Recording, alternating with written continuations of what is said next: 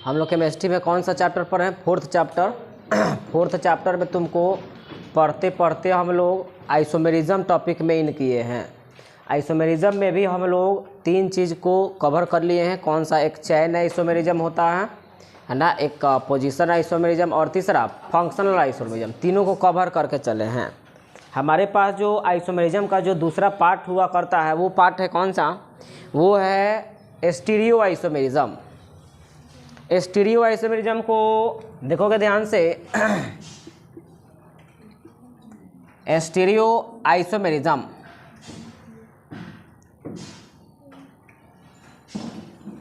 उसमें हम जैसा कि कल भी बताए थे तुमको कि ये जो संरचनात्मक आइसोमेरिज्म का जो हम बात किए हैं उसका तो हम गारंटी नहीं लेंगे, लेकिन इसका फुल गारंटी है, याद रखेंगे। अब 2 गो आइसोमेरिज्म, एक ज्यामितीय ज्योमेट्रिकल आइसोमेरिज्म और दूसरा जो है तुम्हारा ऑप्टिकल आइसोमेरिज्म, ये कन्फर्म है एग्जाम के लिए।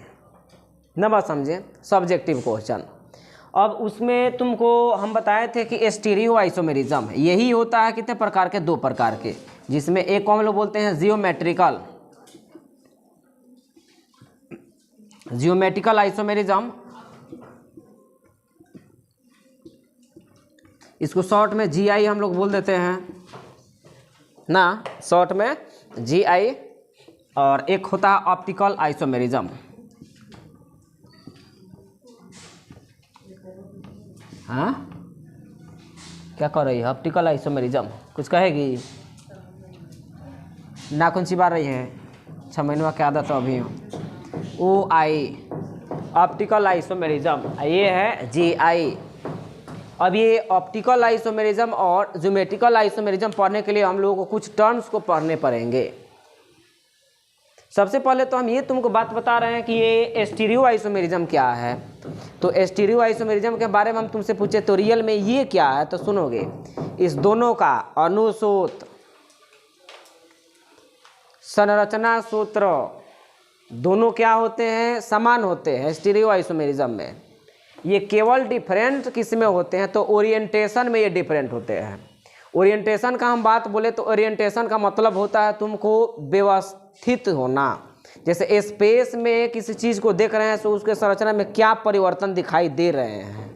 बात समझे कि ना समझे? जैसे मान लो हम तुमसे बोले कि ये है हमारे पास एक संरचना जिसका संरचना है आयताकार है, याद रखेंगे। इस संरचना में हम तुमसे पूछें यहाँ CH3 लगा दें, यहाँ C2H5 लगा दें, है ना, यहाँ तुमको Cl लगा दें, यहाँ Br लगा दें। ध्यान दो, यहाँ अगर इसको हम देखते हैं तुमको, तो ये अगर मान लो कि मिरर के सामने अगर देखें इसको, तो मिरर के सामने देखेंगे तो ये दोनों सेम पोजीशन पर रहेंगे, जहाँ है वहीं। ये बदल जाएगा, लेफ्ट वाला राइट के पास, राइट वाला लेफ्ट वाला के पास बदल, ये भी बदलेगा ना लेफ्ट से राइट, क्योंकि ये दोनों डिफरेंट प्रकार के हैं। तो इस प्रकार के अगर चेंजेज आ रहे हैं तुमको, तो इस प्रकार के हम लोग जो चेंज आ रहा है उसको हम लोग बोलेंगे स्टीरियो आइसोमेरिज्म, जिसमें एक होता है तुमको क्या? ज्योमेट्रिकल आइसोमेरिज्म और एक ऑप्टिकल आइसोमेरिज्म। ज्योमेट्रिकल आइसोमेरिज्म 2 प्रकार के होते हैं। 2 प्रकार के तो नहीं बोलेंगे, लेकिन उसका नाम जो है ना 2 प्रकार से लिया जाता है, जो कि इम्पोर्टेंट है, ध्यान दोगे ना। तो देखना ध्यान से क्या है इसमें कि यहाँ एक कॉन्सेप्ट ये है कि मान लो कि हम तुमसे पूछें, पहले तो नाम जानो। यहाँ हम कहें कि CH डबल बॉन्ड C ये रहा, और इसमें हम तुमसे पूछें CH3H, इसको हम कैसे लिख सकते हैं? क्या हम इसको ऐसे लिख सकते हैं क्या? CH3CH डबल बॉन्ड CH3, बोलो, लिख सकते हैं इसको? है, ये तो है, देख लो, 1 2 3 4 गो कार्बन, 1 2 3 4 गो कार्बन, बीच में डबल बॉन्ड है। इसका हम नाम पूछे तुमसे तो 1 2 3 4 के लिए ब्यूट, कितना पर डबल बॉन्ड है कि इधर से गिनती 1 2, इधर से गिनती करेंगे हम लोग, उल्टा गिन दिए हैं, टेंशन ना लेंगे, इधर से गिनती कर देंगे हम लोग। तो 2 पर है ब्यूट 2 इन। अब देखोगे हम तुमसे पूछें, देखना ध्यान से, अब इसको क्या कर रहे हैं कि हम इस तरीके से लिख रहे हैं ना डबल बॉन्ड यहाँ है और यहाँ CH3 और यहाँ भी तुम्हारा CH3 हो गया और यहाँ H हो गया, यहाँ H हो गया। इसके बाबत में हम तुमसे पूछे, ध्यान से सुनोगे, इस दोनों में कुछ अंतर दिखाई दे रहा है कि नहीं दे रहा है? अंतर तुमको ये दिखाई दे रहा होगा कि इधर जो मिथाइल ग्रुप है वो एक तरफ है, इधर जो मिथाइल, देखो इधर मिथाइल एक ग्रुप है, एक तरफ है, हाइड्रोजन एक तरफ है। इधर देखोगे तो तुमको मिथाइल ग्रुप जो है एक दूसरे के अपोजिट में है, ये एक दूसरे के अपोजिट में है कि नहीं है? इस प्रकार की व्यवस्था को हम लोग स्टीरियो आइसोमेरिज्म बोलते हैं। इस दोनों में चेंज है। हम तुमसे पूछे अणुसूत्र समान है ना, भौतिक और रासायनिक गुण भी समान है, याद रखेंगे, लेकिन डिफरेंट हो गया किसमें? तुमको संरचना में, इसके व्यवस्था में हो गया, ओरिएंटेशन में तुमको ये डिफरेंट है। तो इस प्रकार के आइसोमेरिज्म को क्या बोलेंगे? स्टीरियो आइसोमेरिज्म ना। अब देखोगे, जब देखोगे ध्यान से, यहाँ इंपॉर्टेंट चीज बता रहे हैं कि जब तुमको, अच्छा हम एक इसको बोल सकते हैं कि अगर इसको हम आगे बढ़ाएं, इसको आगे बढ़ाएं तो 90 डिग्री के कोण एक बीच में ना। तो जब 90 डिग्री पर हो ना, या 90 डिग्री को नहीं याद करना चाहते हो, तो जब समान ग्रुप हो, दोनों एक तरफ लगे हो, तब इसको सिस बोलते हैं। क्या बोलते हैं? सिस बोलते हैं। और जब जो है वो जो ग्रुप है, समान ग्रुप एक दूसरे के अपोजिट में हो, तो अपोजिट में है तो इसको बोलते हैं ट्रांस। इसलिए तुमको बोला जाता है कि स्टीरियो आइसोमेरिज्म जो होते हैं वो, उसमें एक होता है ज्योमेट्रिकल आइसोमेरिज्म। ये ज्योमेट्रिकल आइसोमेरिज्म को दो नाम से जाना जाता है, सिस ज्योमेट्रिकल आइसोमेरिज्म और ट्रांस ज्योमेट्रिकल आइसोमेरिज्म। तो सिस किसको बोलेंगे? याद रखेंगे, जब दो मिथाइल ग्रुप तुमको एक ही तरफ लगा हो तब इसको क्या बोलेंगे? सिस बोलेंगे।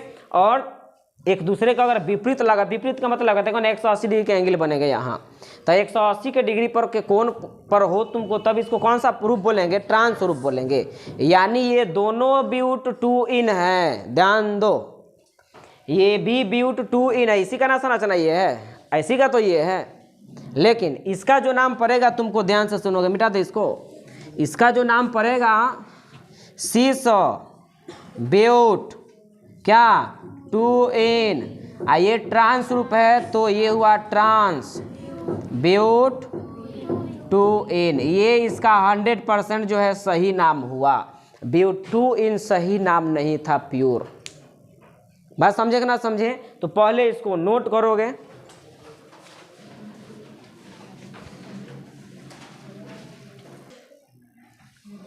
अब ये आ रहा है समझ में? जैसे मान लो कि हम कह दें, अच्छा एक और क्वेश्चन मान लो कि लड़का कह देगा, चलो हम वहाँ नहीं जाना चाहते हैं। एक वर्ड आता है तुम्हारा कायरल कार्बन। क्या आता है? चायरल नहीं बोलेंगे इसको, कायरल कार्बन बोलेंगे। चायरल नहीं है, कायरल है, इसको कायरल। सुनोगे कायरल कार्बन क्या है मुन्ना, ध्यान से सुनोगे, ये पीछा कभी नहीं छोड़ेगा तुमको।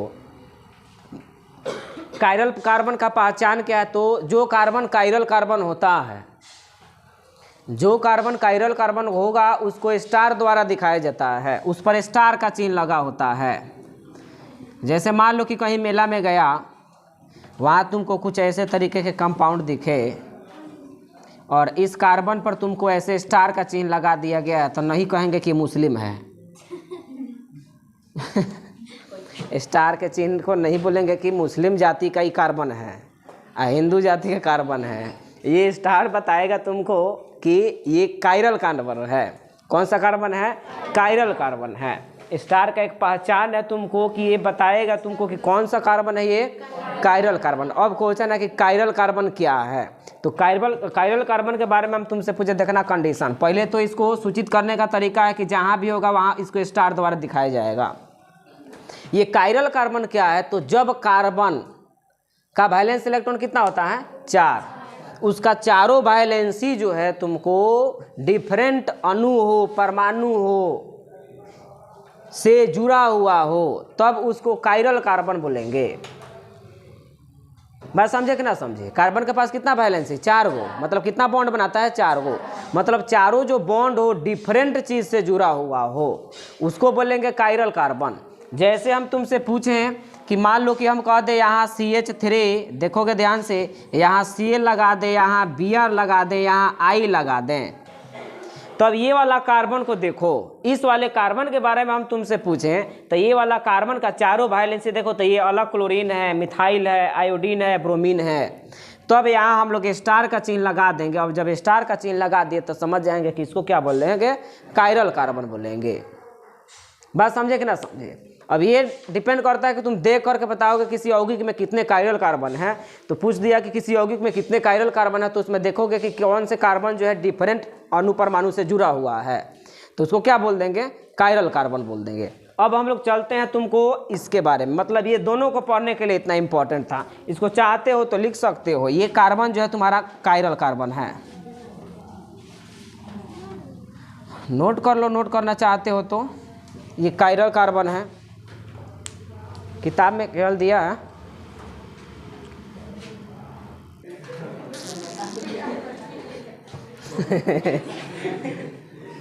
अपाची गाड़ी का नहीं बात बता रहे हैं, वो गाड़ी जो है तुमको छोड़ो, उसको क्या करे ना खाए। खैर ये कायरल कार्बन हुआ ना, मिटा देना। हेडिंग लगाएंगे ज्यामितीय समयवता, जियोमेट्रिकल आइसोमेरिज्म।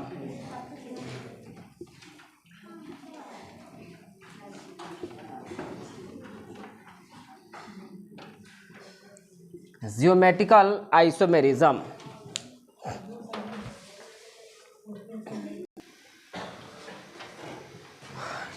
एक ये विशेष प्रकार का तुमको आइसोमेरिज्म है, सुनेंगे। ज्योमेट्रिकल आइसोमेरिज्म वैसे ऑर्गेनिक कंपाउंड में देखी जाती है।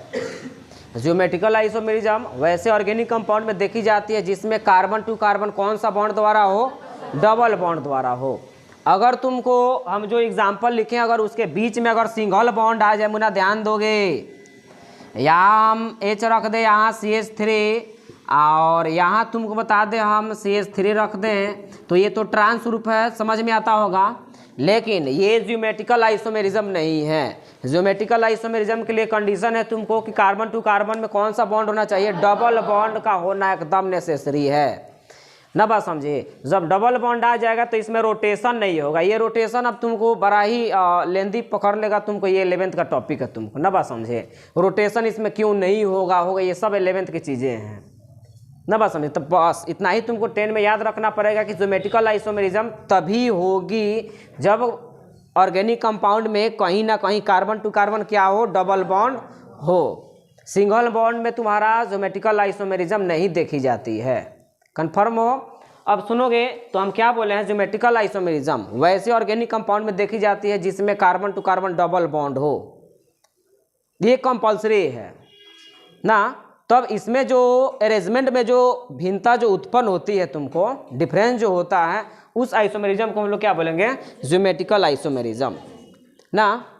जैसे नोट कर लेना ये वाला एग्जाम्पल, जैसे मान लो कर लड़का की देगा होगा और सब साइकिल वकील मोटरसाइकिल का नाम और सब हीरो होंडा नहीं याद पड़ा है, ओकरा याद पड़ा है अपाची। तो अपाची का नाम तो अभी ले जब पढ़ रहा है ना तो पंचरों साइकिल नहीं मिलेगा। सादी बात बता रहे हैं ना। बात समझे? क्या बाबू से कहते बाबू तुम दे ये मांगी हो अपाची तब मांगे जब पढ़ रहे हैं ना, तो पंचरों साइकिल नहीं देगा। पंचर साइकिल बुझाता है ना। अब तो ढेर महंगा हो गया है ना। हाँ, और उससे महंगा तहनी का तेल है। अरे देखोगे तो ये वाला CH3 रहा और ये वाला CH3, ध्यान दो, बात मत करो। ये रहा हाइड्रोजन, ये रहा हाइड्रोजन और ये रहा CH3। ये बताओ कौन सा रूप है? शेष फॉर्म है। इसी को अगर हम बनाना चाहे तुमको, से डबल बॉन्ड से इधर हो जाएगा तुम्हारा CH3 इधर हो जाएगा CH3, इधर हाइड्रोजन और इधर हाइड्रोजन। तो इसका कौन सा फॉर्म है? ये ट्रांसफॉर्म है, ट्रांसफॉर्म। यानी इसका हम नाम लिखें तुमको तो सीस ब्यूट क्या टोएन, सही लिख रहे हैं नाम, 1 2 3 4 सही है। इसका अगर नाम हम लिखना चाहें तो ट्रांस ब्यूट टोएन, नोट कर ले इसको। हाँ, ज्योमेट्रिकल आइसोमेरिज्म का एग्जांपल है ये। अब चलोगे, ये तो आ रहा है समझ में। अब लास्ट जो हम समाप्त करेंगे इसको, ऑप्टिकल आइसोमेरिज्म। हेडिंग लगाएं, प्रकाशिक समयवता।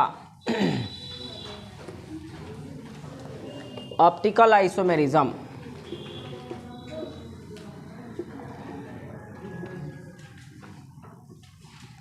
ऑप्टिकल आइसोमेरिज्म, प्रकाशिक समयवता। प्रकाशिक समयवता में ध्यान दोगे, ये बड़ा ही इम्पोर्टेंट है।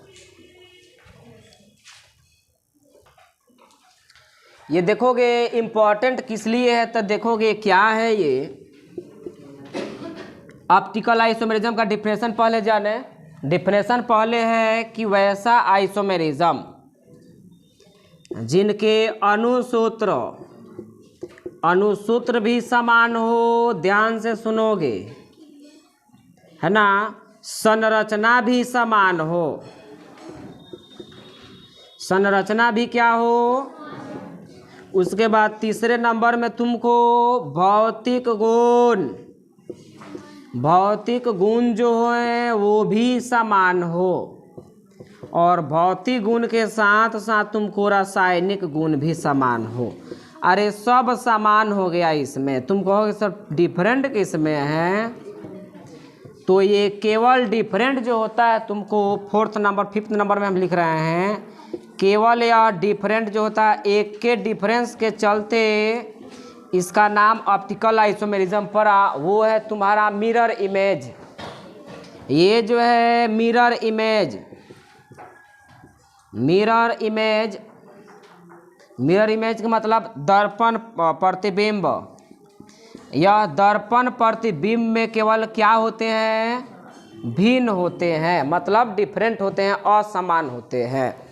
मतलब क्या देखोगे ऑप्टिकल आइसोमेरिज्म में ये सब समान होते हैं। देखो एक डिफरेंट प्रकार का चीज़ है, याद रखेंगे ना। एक होता है तुमको कि देखो भौतिक और रासायनिक गुण डिफरेंट होता था, वो समझ में आता था। यहाँ सब कुछ समान है, केवल यह डिफरेंट होता है मिरर इमेज में। मतलब क्या कि सब कुछ ठीक ठाक है, लेकिन अगर मिरर में देखेंगे तो जैसे देखेंगे वैसे मिरर में दिखाई नहीं देगा। तो इस प्रकार के उत्पन्न आइसोमेरिज्म को हम लोग ऑप्टिकल आइसोमेरिज्म कहते हैं।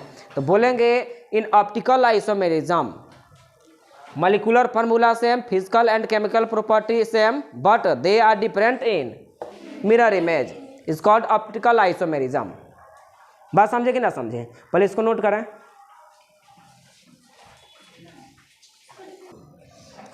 मतलब ये केवल मिरर इमेज में क्या होते हैं, भिन्न होते हैं, डिफरेंट होते हैं।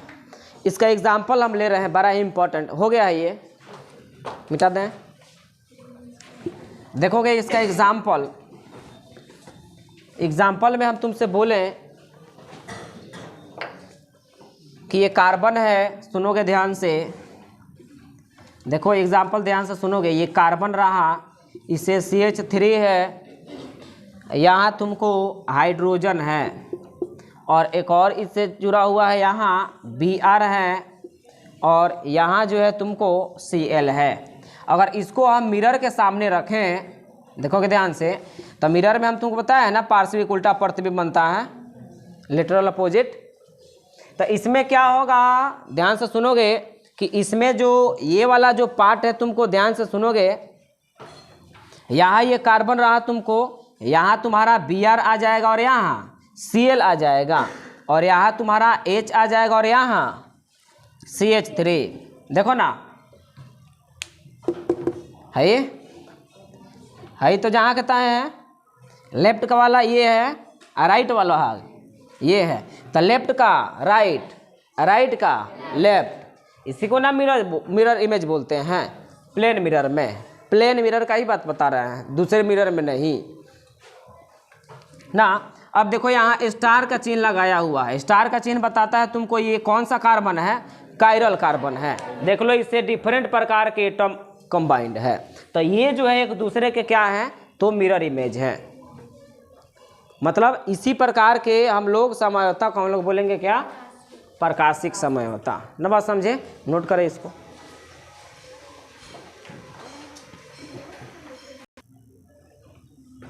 यानी ये कौन सा कार्बन हो गया,